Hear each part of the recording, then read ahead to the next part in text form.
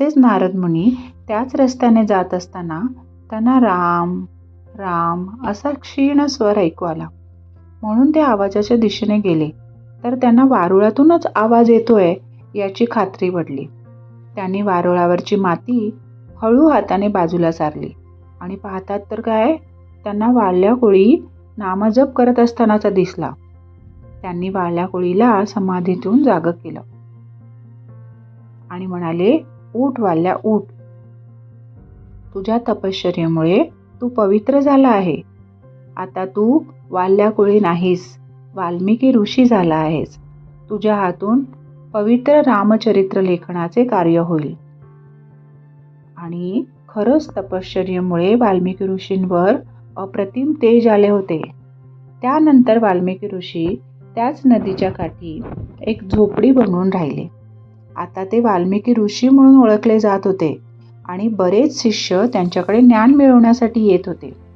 असेच एक दिवस वाल्मिकी ऋषी स्नानासाठी नदीवर जात असताना अचानक एका झाडाखाली त्यांच्या समोरच एक क्रौंच पक्षी धाडकन कोसळला. ऋषींचे लक्ष त्या पक्षाकडे गेले आणि पाहतात तर काय, त्या पक्षाला कोणीतरी बाण मारला होता आणि त्याच्या अंगातून भळाभळा रक्त वाहत होतं. आणि एक क्रौंच पक्षी चित्रविचित्र आवाज काढत वेदनेने विवळत त्या पक्षाच्या भोवती गिरट्या घालत होती. ते पाहताच वाल्मिकी ऋषींना खूप वाईट वाटले.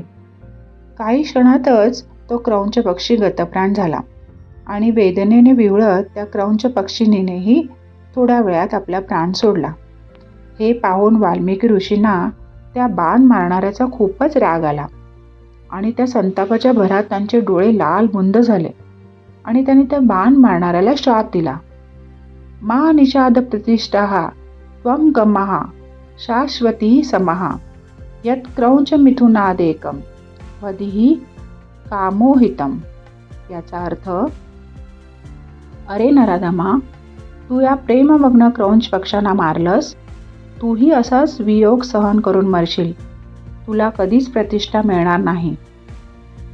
संतापाच्या भरात वाल्मिकी ऋषींनी श्राप दिला खरा, पण लगेचच ते भानावर आले. त्यांना जाणीव झाली की मी एवढी तपश्चर्या करूनही माझ्या रागावर नियंत्रण मिळू शकलो नाही. मी रागाच्या भरात काही विचार न करता शाप दिला. याचा त्यांना पश्चाताप झाला. त्यांनी देवाकडे माफी मागितली. तेवढ्यात ब्रह्मदेव त्यांच्या समोर प्रगट झाले आणि म्हणाले, तुम्ही पश्चाताप करू नका. तुमच्या वाणीतून निघालेले हे स्वर छंदोबद्ध रचनेत संस्कृत भाषेत प्रकट झाले. याचा अर्थ सरस्वती देवी तुमच्यावर प्रसन्न झाली आहे. आता याच रचनेत तुम्ही श्रीरामाचे संपूर्ण चरित्र लिहा. त्यामुळे तुमची कीर्ती त्रिखंडात पसरेल आणि प्रभू श्रीरामांचे चरित्र सतत सर्व जगाला प्रेरणा देत राहील.